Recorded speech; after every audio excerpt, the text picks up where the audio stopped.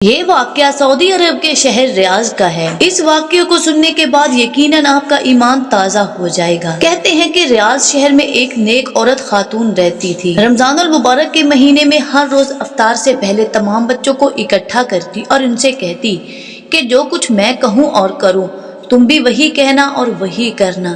پھر وہ دعا کے لیے ہاتھ اٹھاتی اور کہتی یا الہی ہمیں اپنا گھر عطا کر جس کے آگے ایک نہر ہو۔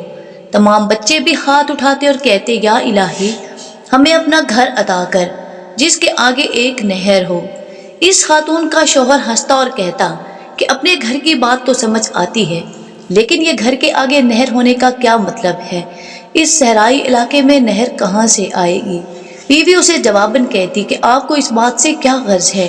یہ ہمارا اور اللہ کا معاملہ ہے، آپ بیچ میں مت آئیے۔ وہ تو رب ہے اور وہ کہتا ہے کہ مجھ سے جو مانگو گے میں عطا کروں گا۔ ہم تو جو بھی جی میں آئے گا مانگیں گے اور بار بار مانگیں گے۔ غرض وہ اسی طرح بچوں کو اکٹھا کرتی اور خود بھی دعا کرتی اور بچوں سے بھی کرواتی۔ رمضان المبارک بیت گیا۔ ایک دن اس کے شوہر نے کہا اب بتاؤ کہاں ہے تمہارا اپنا گھر اور کہاں ہے وہ نہر؟ خاتون نے بڑے یقین سے جواب دیا اللہ ہمیں اپنا گھر ضرور دے گا، وہ ہماری تمام مرادیں پوری کرے گا۔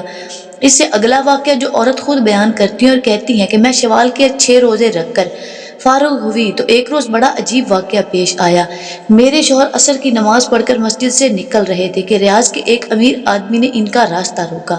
میرے شوہر انہیں جانتے تک نہیں تھے اور اس آدمی نے انہیں سلام کیا اور کہا میرے پاس ایک گھر ہے، آدھے گھر میں تو میں اپنے والد کے ساتھ رہتا ہوں مگر گھر کا دوسرا نصف حصہ خالی پڑا ہے۔ اللہ نے مجھے اور میری اولاد کو اپنے فضل و کرم سے بہت نوازا ہے، ہمیں اس آدھے گھر کی ضرورت نہیں ہے۔ آج اس ارادے سے گھر سے نکلا تھا کہ نماز عصر کے بعد مسجد سے نکلنے والے پہلے آدمی کو میں وہ گھر دے دوں گا۔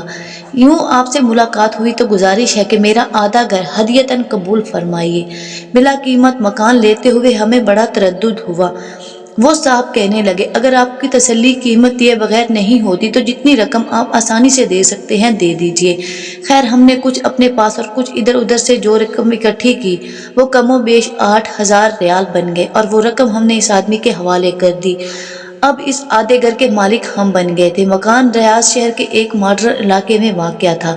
سچ ہے کہ جو انسان اللہ تعالیٰ سے سچے دل سے دعا کرتا ہے اللہ تعالیٰ کو پکارتا ہے اللہ تعالیٰ اس کی پکار ضرور سنتے ہیں۔ لیکن ایک بات نے مجھے پریشان کیے رکھا، میں نے اللہ سے جو گھر مانگا تھا اس کے آگے نہر ہونی تھی، مکان تو مل گیا پر اس کے آگے نہر نہیں ہے۔ میں نے ایک عالم دین سے پوچھا کہ اللہ تعالیٰ نے فرمایا ہے کہ مجھ سے جو مانگو گے میں تمہیں عطا کروں گا۔ میں نے اللہ تعالیٰ سے نہر کے کنارے گھر مانگا تھا، گھر تو مل گیا لیکن نہر نہیں ملی۔ اس عالم دین کو میری دعا اور میرے ایمان پر بہت زیادہ حیرت ہوئی اور انہوں نے دریافت کیا اس وقت آپ کے گھر کے سامنے کیا ہے؟ میں نے کہا اس وقت ہمارے گھر کے سامنے ایک خوبصورت مسجد ہے۔ عالم دین مسکرائے اور فرمایا یہی تو ہے وہ نہر۔ پھر انہوں نے میرے سامنے یہ حدیث مبارکہ پڑھ کر بیان کی۔ حدیث میں نبی کریم نے ایک صحابی سے فرمایا تھا آدمی کا گھر نہر کے کنارے ہو اور اس میں روزانہ 5 مرتبہ غسل کرے تو کیا اس کے بدن پر کوئی میل کچیل باقی رہے گی؟ تو صحابہ کرام نے فرمایا تھا کہ نہیں، اس کے اوپر کوئی میل کچیل باقی نہیں رہے گی۔ نبی کریم نے فرمایا کہ یہی حال 5 نمازوں کا ہے، اس کے ذریعے اللہ تعالیٰ گناہوں کو مٹاتا ہے۔